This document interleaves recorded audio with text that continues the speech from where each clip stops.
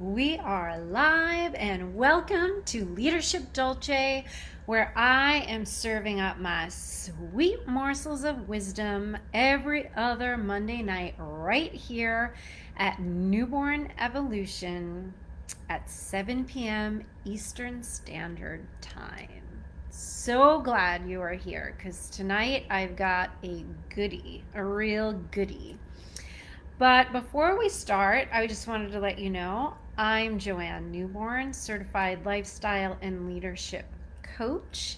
And Newborn Evolution is a place for people to learn about a leadership culture. And I have found the best way to be able to help people who feel frustrated, unfulfilled, and stressed out is to help them create a leadership culture because it will help you to be able to get your dream job with ideal salary and a luxurious work-life balance. And really, this all starts with taking responsibility. Leadership really starts with taking responsibility for who we are.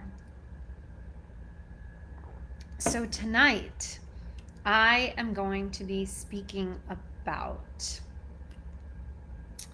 growth mindset. And this topic actually came up this week in another group that I am part of.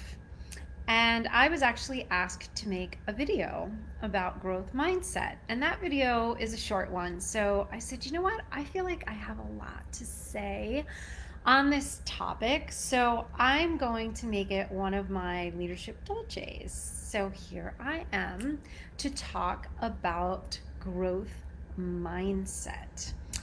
Now, I had a conversation with someone yesterday who basically complained about everything. And I listened and I said, well, I choose to have a more positive outlook. And she said, I have nothing to have a positive outlook about. You see, her TV stopped working and she had nothing to do, especially being in isolation. And I asked if she was able to get any books to read. And she said she didn't feel like reading. And I know she doesn't have a computer or a cell phone.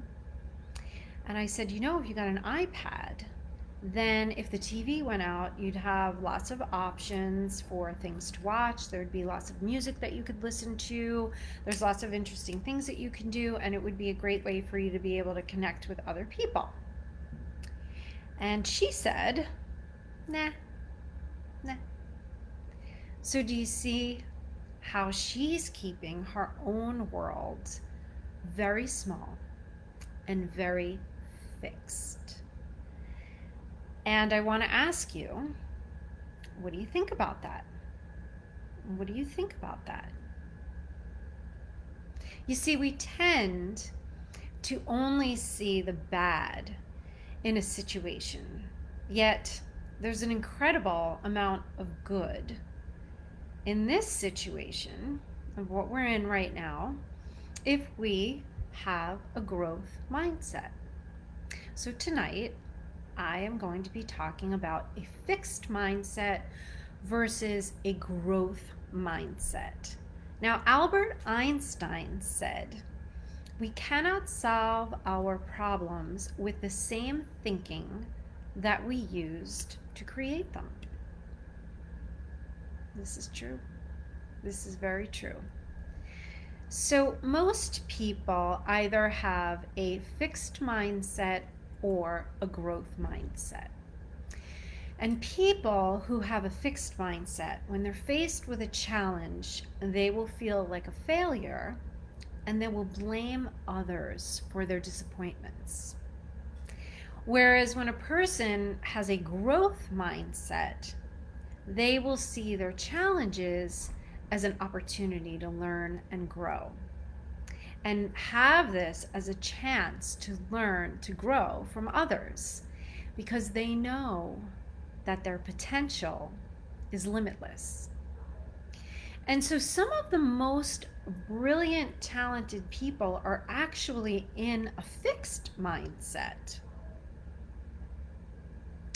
And some of the not so talented people are in a growth mindset. And so some have actually achieved even greater heights with less talent because they have a growth mindset.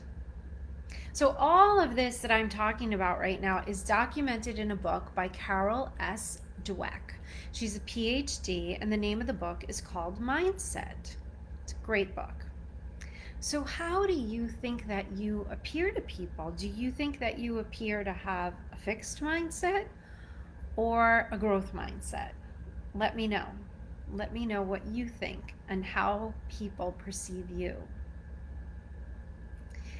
And I do have to say that having a growth mindset in today's landscape might be challenging for many people. And in my opinion, I would say that the most important thing to remember is to be open to the unknown. And I've talked about this before, but it is really important to keep remembering that because we are really living in a space of the unknown right now. And yet, I really see so many beautiful things coming out of it. In my opinion, nature is really rocking it right now. I walk outside of my apartment and I'm overwhelmed with nature.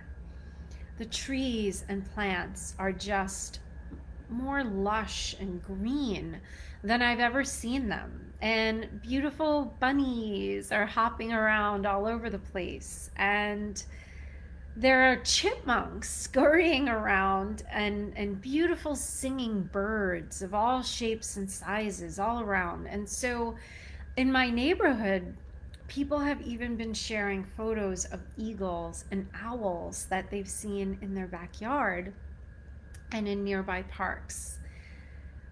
But you know what? Also in my neighborhood, not that long ago, this was pre-COVID, there were a lot of people complaining about coyotes that were coming into the neighborhood, and the people were angry and they were afraid for their dogs, and they were afraid for their own safety. And I actually felt really bad for the coyotes. And it's not because I'm some animal lover nut, but I did think that the poor things must be absolutely starving to come into an area with apartment buildings to try and find food. But guess what? No one's complaining about the coyotes anymore.